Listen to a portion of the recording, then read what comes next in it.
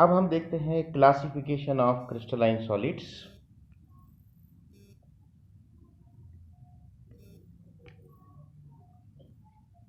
Crystalline solids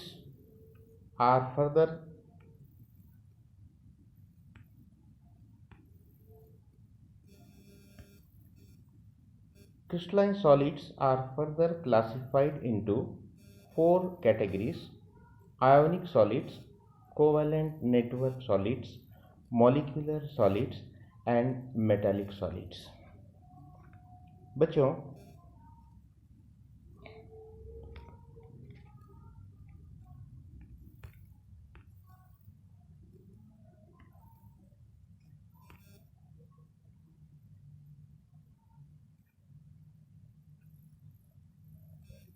types of crystalline solid.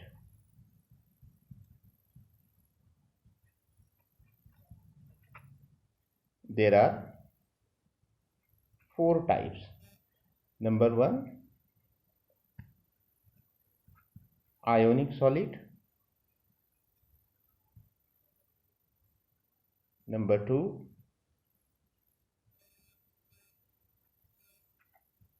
Covalent solid, जिसको क्या वो कोवैलेंट नेटवर्क सॉलिड भी कहा जाता है। Number three, molecular solid. और नंबर फोर, मेटेलिक सॉलिड। तो ये फोर टाइप्स है: ionic solid, covalent solid, molecular solid, metallic solid. In short पहले हम देख लेंगे आयोनिक सॉलिड का जो कॉन्स्टिट्यूएंट पार्टिकल है उसे क्या कहा जाता है, उसे आयन कहा जाता है। यानी आयोनिक सॉलिड ये आयन से बने हुए होते हैं। कैसे बने हुए होते हैं? आयन से बने हुए होते हैं। कोवैलेंट सॉलिड का जो कॉन्स्टिट्यूएंट पार्टिकल है उसे क्या कहा जाता है? एटम कहा जाता है। यानी कोवैलेंट सॉलिड के जो कॉन्स्टिट्यूएंट पार्टिकल्स है वो एटम है। कोवैलेंट सॉलिड ये एटम से बने हुए होते हैं। मॉलिक्यूलर सॉलिड का जो कॉन्स्टिट्यूएंट पार्टिकल है उसे क्या कहा जाता है? मॉलिक्यूल कहा जाता है। यानी मॉलिक्यूलर सॉलिड ये कैसे बने हुए होते हैं? मॉलिक्यूल से बने हुए होते हैं। और मेटेलिक सॉलिड का जो कॉन्स्टिट्यूएंट पार्टिकल है उसे क्या कहा जाता है? उसे मेटल कैटायन कहा जाता है। क्या कहा जाता है? Metal cation.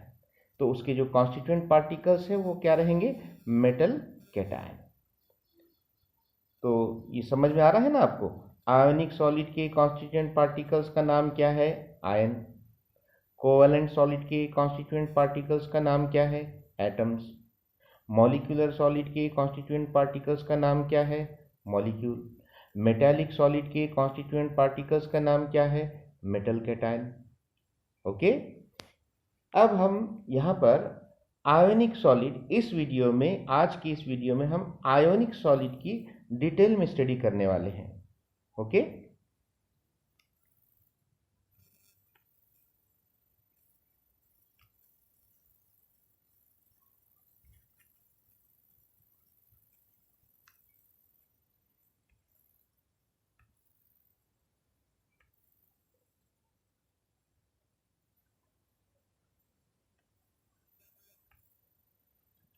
तो आयोनिक सॉलिड यानी कि जिसे आयोनिक क्रिस्टल्स भी कहा जाता है। देखिए, आयोनिक क्रिस्टल्स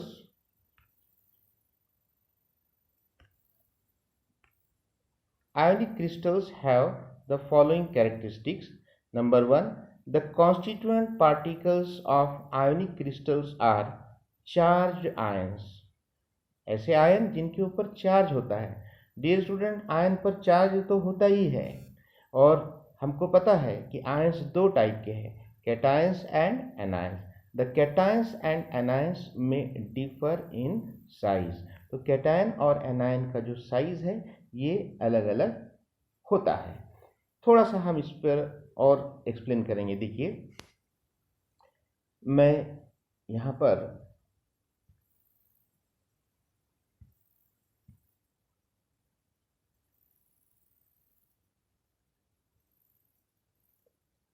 ये पॉजिटिवली चार्ज आयन यानी कि कैटायन है,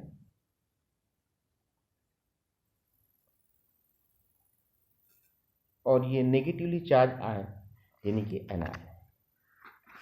तो कैटायन और एनायन इन दोनों के बीच इलेक्ट्रोस्टैटिक फोर्स ऑफ अट्रैक्शन होगा। ओके, तो इसको हम बोलेंगे कैटायन जो पॉजिटिव चार्ज वाला है, और इसको हम बोलेंगे एनायन। इन दोनों के बीच जो फोर्स ऑफ अट्रैक्शन होगा उसका नाम क्या है? Electrostatic force of attraction. समझ में आ रहा है? तो कैटायन और एनायन का जो साइज है ये मैं आपको बताना चाह रहा हूँ कि कैटायन का साइज ये हमेशा छोटा होता है और एनायन का साइज ये हमेशा बड़ा होता है। यानी हम ऐसे कह सकते हैं कि cations are always smaller in size and anions are always bigger in size. इसका क्या रीज़न है ये हमने 11th में बहुत डिटेल में देखा था, तो इस समय इसको डिस्कस करना ज़रूरी नहीं है, हम आगे देखते हैं। अभी फ़िलहाल हम आयोनिक सॉलिड की कैरेक्टरिस्टिक्स पढ़ रहे हैं।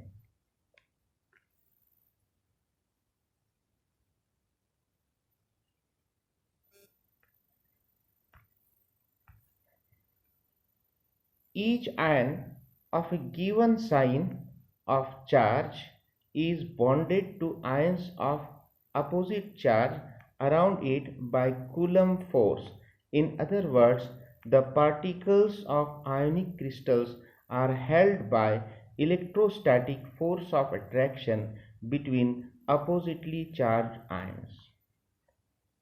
तो बच्चों हम थोड़ा आयोनिक सॉलिड का जो क्रिस्टल है उस क्रिस्टल के अंदर झांक कर देखते हैं कि वो क्रिस्टल अंदर से कैसे नज़र आ रहा है।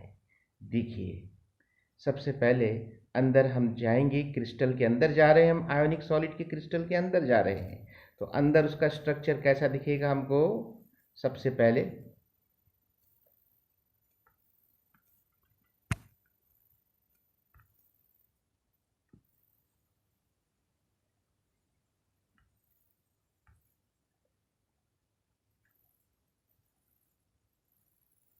ये कैटायन है,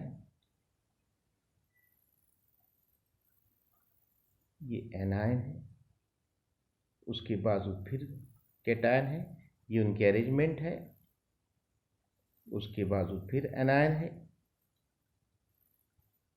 उसके बाजू फिर कैटायन है। जब मैं कैटायन उसके बाजू एनायन उसके बाजू कैटायन ऐसे बताता हूँ एक सिंगल रो में, तो बच्चों इसे कहा जाता है one dimensional arrangement of particle, क्योंकि इस रो में से आप सिर्फ कोई एक एक्सिस ड्रॉ कर सकते हो, चाहे वो एक्स एक्सिस हो, वाई एक्सिस हो या जेड एक्सिस हो, लेकिन सिंगल टाइम में आप एक ही एक्सिस ड्रॉ कर सकते हो। इसीलिए तो इस अरेंजमेंट को क्या कहा जाता है? One dimensional arrangement of particles. लेकिन क्रिस्टल में सिंगल रो नहीं रहेगी, रो के नीचे और रो रहेगी, रो के ऊपर रो रहेगी, सब रो एक दूसरे के ऊपर जमे हुए रहेंगे। इसको हम कैसे ड्रॉ करेंगे? देखिए, अब यहाँ पर ये कैटायन के नीचे मैं बताइए क्या निकालूंगा?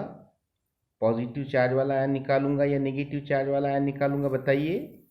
यस, वेरी गुड, सही सोचा आपने कि कैटायन के नीचे यहाँ पर क्या आना चाहिए? एनायन। क्यों? क्योंकि कैटायन और कैटायन जब एक दूसरे के करीब आ जाएंगे तो उनके बीच में तो इलेक्ट्रोस्टैटिक फोर्स ऑफ रिपल्शन हो जाएगा, वो एक दूसरे को दूर ढकेलेंगे, और जब वो एक दूसरे को दूर ढकेलेंगे तो बच्चों क्रिस्टल कैसे फॉर्म होगा? क्रिस्टल उसी समय फॉर्म होगा जब वो स्टेबल होगा, और स्टेबल कब होगा? जब इलेक्ट्रोस्टैटिक फोर्स ऑफ अट्रैक्शन ज़्यादा रहेगा और इलेक्ट्रोस्टैटिक फोर्स ऑफ रिपल्शन कम रहेगा। तो यहाँ पर हम कोशिश ये कर रहे हैं कि इलेक्ट्रोस्टैटिक फोर्स ऑफ अट्रैक्शन बढ़ाए। लेकिन हम आगे देखते हैं, देखिए कि यहाँ पर अब एनायन के नीचे हम क्या ड्रॉ करेंगे? कैटायन। फिर इस कैटायन ऊपर की रो में कैटायन है तो उसके नीचे हम क्या ड्रॉ करेंगे? एनायन। फिर इस एनायन के नीचे हम क्या ड्रॉ करेंगे? कैटायन। फिर इस कैटायन के नीचे हम क्या ड्रॉ करेंगे, एनायन। तो ये कंटिन्यूअस प्रोसेस है। अब ये कितने रो हो गए, ये फर्स्ट रो हो गई, ये सेकंड रो हो गई, इसके नीचे हम थर्ड रो ड्रॉ करना चाहेंगे तो हम कैसे ड्रॉ करेंगे, एनायन के नीचे हम क्या ड्रॉ करेंगे, कैटायन। फिर इस कैटायन के नीचे हम क्या ड्रॉ करेंगे, एनायन। एनायन के नीचे क्या ड्रॉ करेंगे, कैटायन। फिर कैटायन के नीचे क्या ड्रॉ करेंगे, एनायन। फिर यहाँ पर कैटायन। ये चलते रहने वाला है। तो यहाँ पर देखिए, और फोर्थ रो, फिफ्थ रो ऐसे आ सकते हैं यहाँ कंटिन्यूअस। तो इस डायग्राम को हम बोलेंगे कि ये 2 डायमेंशनल डायग्राम है। ये हमने 2 डायमेंशनल अरेंजमेंट बताई है, क्योंकि इस डायग्राम में से आप सिर्फ और सिर्फ कोई भी 2 एक्सिस ड्रॉ कर सकते हैं, चाहे वो x और y एक्सिस रहने दीजिए या y और z एक्सिस रहने दीजिए, कोई भी 2 एक्सिस आप यहाँ पर ड्रॉ कर सकते हैं। हम कह सकते हैं कि थोड़ी देर के लिए यहाँ पर फॉर इंस्टेंस कि यहाँ पर x और y एक्सिस ही ड्रॉ कर सकते हैं, 2 ही एक्सिस ड्रॉ कर सकते हैं, इसलिए इस अरेंजमेंट को क्या कहा जाएगा, 2 डायमेंशनल अरेंजमेंट। लेकिन क्रिस्टल जो है ये 3 डायमेंशनल अरेंजमेंट एग्जिस्ट करता है उसमें। तो फिर 3 डायमेंशनल अरेंजमेंट कैसे बताएंगे कि ये जो पॉजिटिवली चार्ज कैटायन है ये वाला, इसके पीछे क्या होना चाहिए, इसके पीछे बैक साइड में जो हमको नज़र नहीं आ रहा है, यस, एनायन होना चाहिए। और इसका जो फ्रंट साइड है जो भी, वो भी हमको नज़र नहीं आ रहा है, जस्ट यू इमेजिन कि उसके सामने क्या होना चाहिए, एनायन होना चाहिए। उसके इस कैटायन के लेफ्ट साइड में यहाँ पर क्या होना चाहिए, जहाँ पर मैंने कुछ ड्रॉ नहीं किया, यहाँ भी क्या होना चाहिए, एनायन होना चाहिए। तो इसका मतलब ये जो कैटायन है, ये वाला कैटायन, हर कैटायन के लिए सेम रहेगा एक्सप्लेनेशन, कि ये जो कैटायन है ये चारों तरफ से एनायन के जरिए घिरा हुआ है। ओके, तो हम बोल सकते हैं कि each single cation is being surrounded by anions from all sides. Yes, अब ऐसा ही हम एनायन के बारे में सोचेंगे कि एनायन, इस एनायन के बाजू में, इस एनायन के बाजू में इस साइड में कैटायन है, इधर कैटायन है और इधर कैटायन है। तो ऐसे ही आप इमेजिन कर सकते हो कि इस एनायन के ऊपर यहाँ भी क्या होगा, कैटायन होगा, इसके सामने क्या होगा, कैटायन, इस एनायन के पीछे क्या होगा, कैटायन। तो बच्चों, इस एनायन के आगे पीछे दाएं बाएं ऊपर नीचे सभी तरफ से कैटायन है। हम ये बोल सकते हैं कि each anion is being surrounded by cations from all sides. तो डियर स्टूडेंट, एनायन और कैटायन दोनों भी अपोजिटली चार्ज आयंस के जरिए घिरे हुए हैं।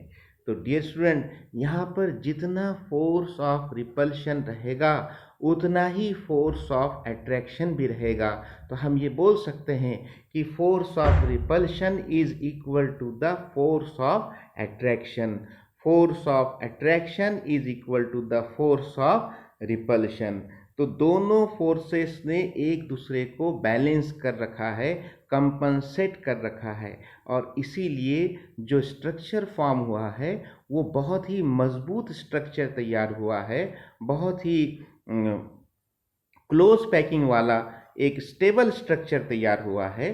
और इसीलिए हम बोलेंगे कि यहाँ पर ये स्ट्रक्चर बहुत अच्छा है, क्योंकि बीच में स्पेस बहुत ही कम है। जो खाली स्पेस आपको नज़र आ रहा है, एम्प्टी स्पेस, वो बहुत ही कम है, because these ions are closely packed. ठीक है, तो ये बात आपको समझ में आ गई है कि यहाँ पर ये इलेक्ट्रोस्टैटिक फोर्स ऑफ अट्रैक्शन, जिसका दूसरा नाम कूलम्बिक फोर्स है, ये बहुत है, ज़्यादा है, और इस वजह से ये कॉम्पैक्ट स्ट्रक्चर, एक मजबूत और स्टेबल स्ट्रक्चर तैयार हो रहा है। चलिए आगे देखते हैं।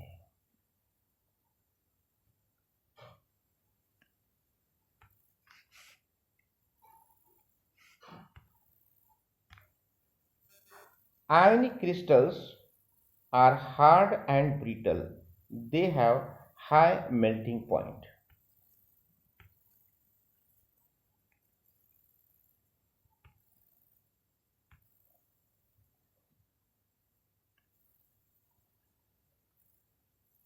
Ionic crystals are hard and brittle. They have high melting point. इसमें टोटली 3 पॉइंट नज़र आ रहे हैं हमको कि आयनिक क्रिस्टल्स हार्ड होते हैं, आयनिक क्रिस्टल्स ब्रिटल होते हैं, और आयनिक क्रिस्टल्स का मेल्टिंग पॉइंट क्या होता है, हाई होता है। तो सबसे पहले हम हार्ड के बारे में देखेंगे कि ये हार्ड क्यों होते हैं। Why ionic solids, why ionic crystals are hard, ये हार्ड क्यों होते हैं।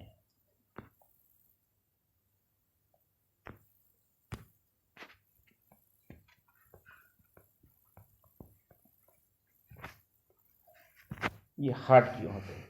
देखिए, अभी हमने डिस्कस किया कि ये स्ट्रक्चर बहुत ही कॉम्पैक्ट है, ये यहाँ पर जो पैकिंग है आयंस की बहुत ही क्लोज पैकिंग है, और इलेक्ट्रोस्टैटिक फोर्स ऑफ अट्रैक्शन ये exactly balanced by electrostatic force of repulsion.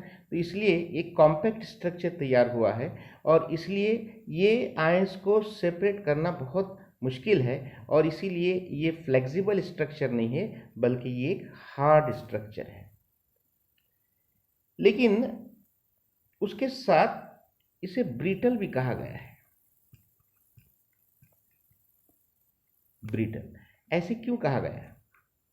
देखो, मैं एक आपको एग्जांपल देना चाहूँगा कि जो चीज़ बहुत ज़्यादा सख्त होती है, जो बहुत हार्ड होती है, वो उतनी जल्दी टूट भी जाती है, उतनी ज़्यादा भुरभुरी होती है। यानी यहाँ पर जो चीज़ ज़्यादा फ्लेक्सिबल होती है वो उतनी ज़्यादा मजबूत होती है।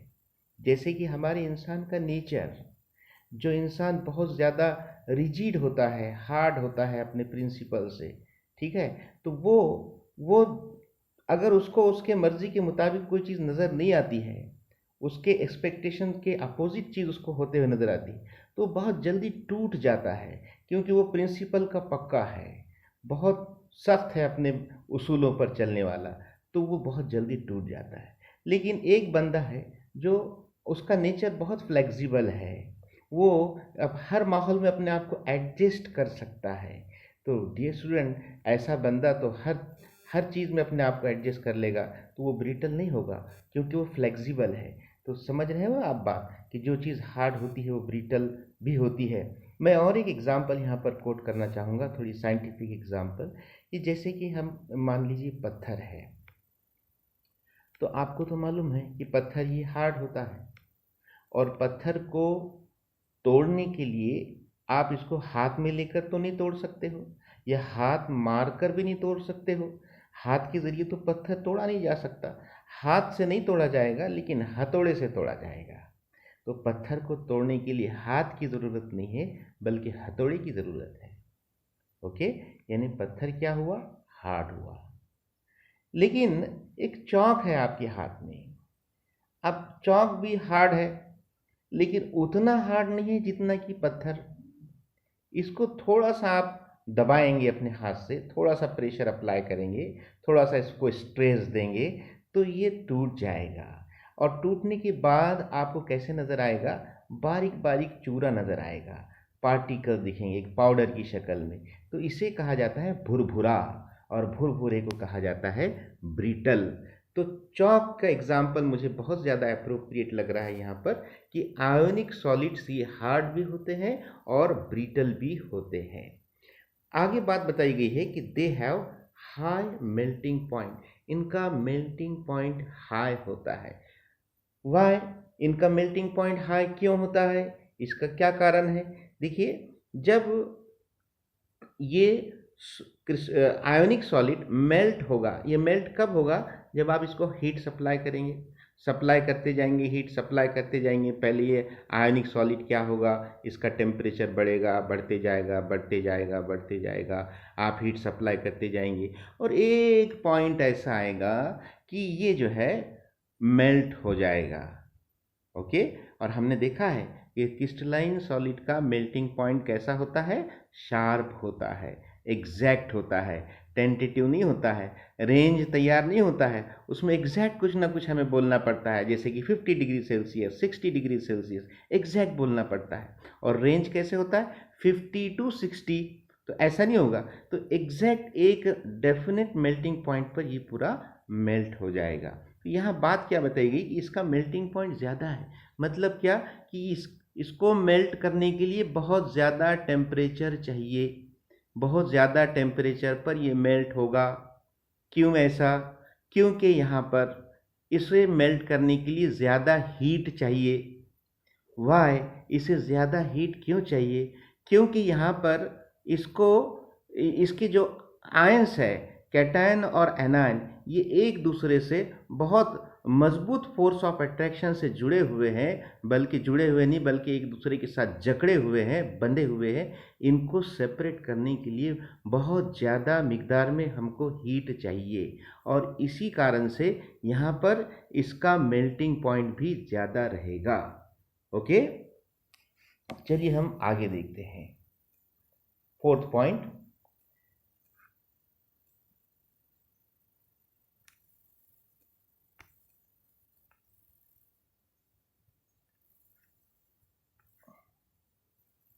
these are non-conductors of electricity in solid state. However, they are good conductors when melted or dissolved in water. ये बहुत ही इंपॉर्टेंट पॉइंट यहाँ पर बताया गया है। चलिए हम इसको देखते हैं।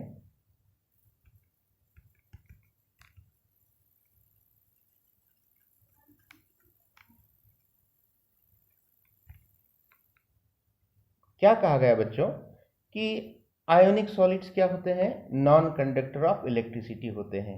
इन विच स्टेट? Solid state. यानी जब तक सॉलिड, आयोनिक सॉलिड ये सॉलिड स्टेट में है, जब तक सॉलिड ये सॉलिड है, तब तक उसके ज़रिए से करंट पास नहीं हो सकता है, उसके ज़रिए से उसके थ्रू इलेक्ट्रिसिटी पास नहीं हो सकती है। ओके, क्या रीज़न होगा बच्चों? मैं बहुत इन शॉर्ट अब थोड़ा मेरा वीडियो मैं चाहूँगा कि ज़्यादा बड़ा ना करूँ, और बहुत फास्ट मैं आपको बताने की कोशिश करूँगा इसे। देखिए कि यहाँ पर ये हमारा cation anion, cation anion, anion cation, इस तरह से अरेंजमेंट है। तो ये सॉलिड है,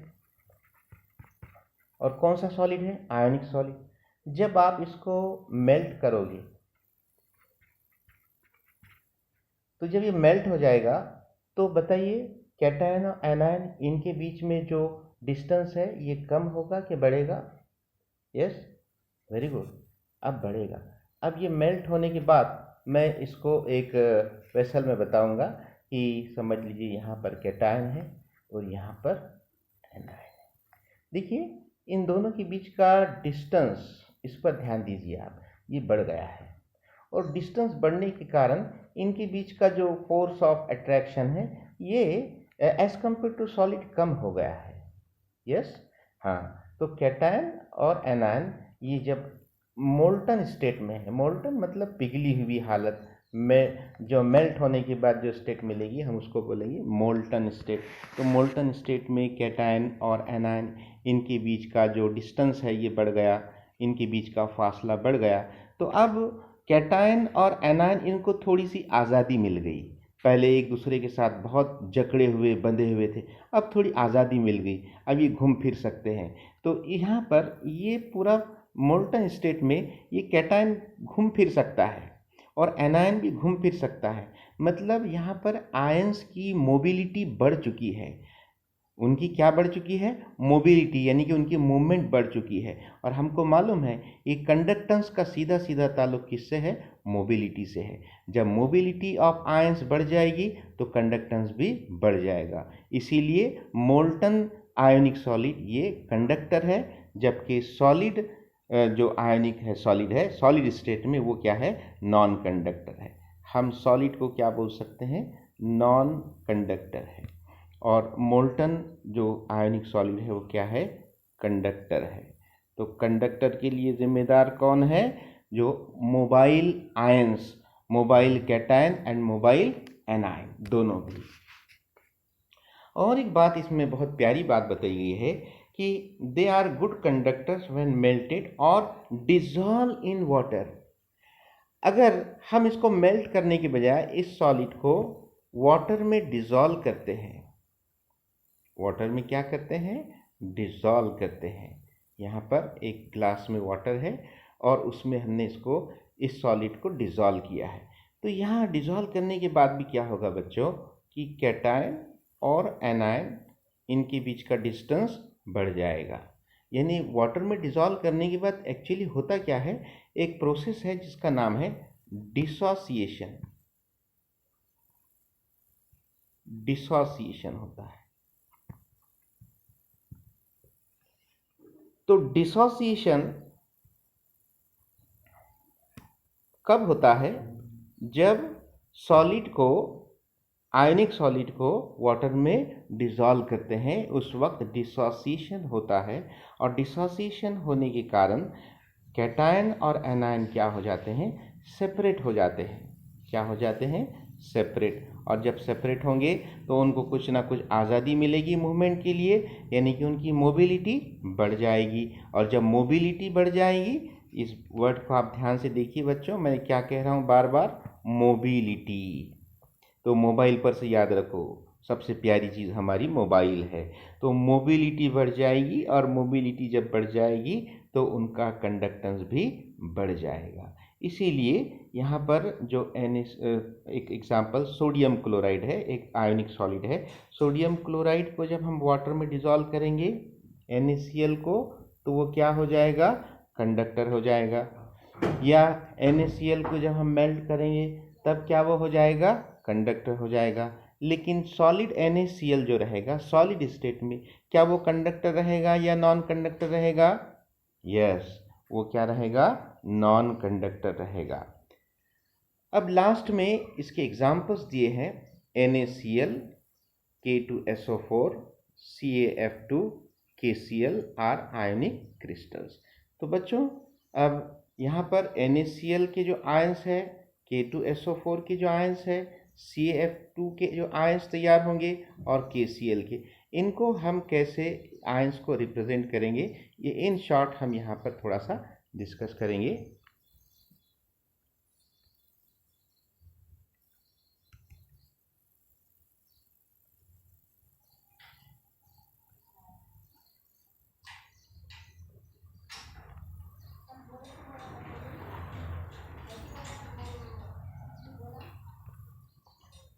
सपोज NaCl, तो NaCl की जो आयंस है हम इसको कैसे बताएंगे?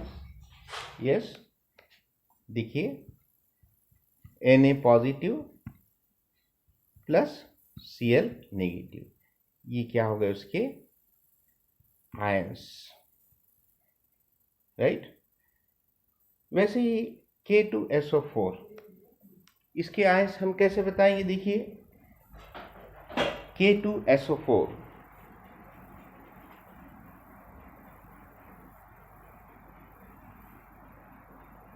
how many potassium? 2 potassium, 2K plus SO4, ये दोनों सेपरेट हो जाएंगे। लेकिन हमको इन पर चार्जेस बताना है, पॉजिटिव और नेगेटिव।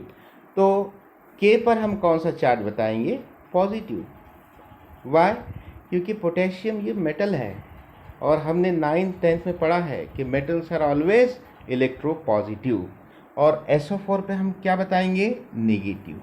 लेकिन SO4 पर हम सिंगल नेगेटिव नहीं बताएंगे, यहाँ पर हम 2 नेगेटिव चार्जेस बताएंगे। ऐसे क्यों बच्चों?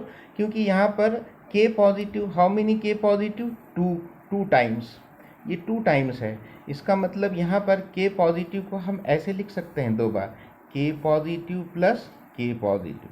तो बच्चों ये 2K पॉजिटिव, ये एक तरीका है लिखने का, और दूसरा तरीका क्या है कि आप K पॉजिटिव को 2 बार लिखिए। तो अब ये कितने चार्जेस हो गए total? 1 positive plus 1 positive, 2 positive. तो 2 पॉजिटिव को बैलेंस करने के लिए 2 नेगेटिव, क्योंकि ये हमारा रूल है। 11th में हमने देखा कि चार्जेस जो है ये लेफ्ट साइड में, इक्वेशन के लेफ्ट साइड में और राइट साइड में क्या होना चाहिए? बैलेंस्ड होना चाहिए हमेशा। लेफ्ट साइड में तो हमको कोई चार्ज नहीं दिख रहा है, लेकिन राइट साइड में भी हमको ये बैलेंस करना ज़रूरी है। उसके बाद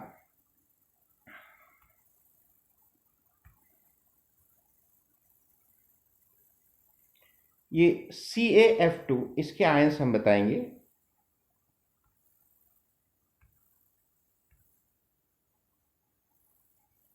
CaF2। इसके आयंस हम कैसे बताएंगे बच्चों? Ca और F। क्या बैलेंस करना चाहिए? Number of atoms left side में कैल्शियम 1 है और राइट साइड में भी 1 है, ओके। लेकिन लेफ्ट साइड में फ्लोरीन कितने हैं? 2 है। यहाँ पर कितना दिख रहा है राइट साइड में? 1। तो इसको बैलेंस करने के लिए 2 कहाँ लिखेंगे? F के बेस पर लिखेंगे क्या लेफ्ट साइड में? सामने लिखेंगे एज ए कोएफिशिएंट? यस, सामने लिखेंगे उस सिंबल के लेफ्ट साइड में। ये होगा 2 टाइम्स F। तो अब पॉजिटिव और नेगेटिव चार्जेस बताना है हमको, तो F पर हम क्या बताएंगे? Negative charge. क्यों बताएंगे F पर नेगेटिव? क्योंकि हमको मालूम है कि fluorine, chlorine, bromine, iodine, astatine ये हैलोजन फैमिली है, और हैलोजन फैमिली ये नॉन मेटल्स को बिलोंग करती है। Non metals are always electronegative, इसलिए इस पर नेगेटिव चार्ज है। और ये नेगेटिव चार्ज, और अब कैल्शियम ये मेटल है, इस पर क्या चाहिए? Positive charge. लेकिन कितना पॉजिटिव चार्ज चाहिए बच्चों? सिंगल पॉजिटिव चाहिए क्या 2 पॉजिटिव चाहिए? सोचिए आप। देखो, अभी मैंने कहा कि charges must be balanced on both side. अभी यहाँ पर देखिए कि 2 टाइम्स F नेगेटिव है, 2 टाइम्स F नेगेटिव है, तो फिर 2 नेगेटिव हो गए, और 2 नेगेटिव को बैलेंस करने के लिए इस पर कितना पॉजिटिव चाहिए? 2 पॉजिटिव। तो इस तरह से ये रिएक्शन अब कंप्लीट हो गई। और लास्ट हम देखते हैं KCl के आयंस कैसे फॉर्म होते हैं। KCl, तो K positive plus Cl negative. आप सोच रहे होंगे कि हम आयंस के बारे में इतना क्यों सोच रहे हैं? क्योंकि हम आयोनिक सॉलिड पढ़ रहे हैं। अभी हमने कहा कि आयोनिक सॉलिड ये काय से मिलकर बने होते हैं? आयन से। तो आयन के बारे में सोचना हमको बहुत ज़रूरी है। और आयन ये 2 टाइप के होते हैं, कैटायन और एनायन। तो ये हमको आयंस बनाना आना चाहिए, आयंस के बारे में हमको सोचना चाहिए। तो बच्चों, आज के लिए बस इतना ही। और आपको मैं एक वर्क दे रहा हूँ कि आप इसके ऊपर छोटे छोटे पॉइंट्स तैयार कीजिए। आयोनिक सॉलिड के ऊपर जितने मैक्सिमम पॉइंट्स आप तैयार कर सकते हैं वो आप तैयार कीजिए, और इसको अच्छे तरह से आप याद कीजिए। Have a good day. Thank you.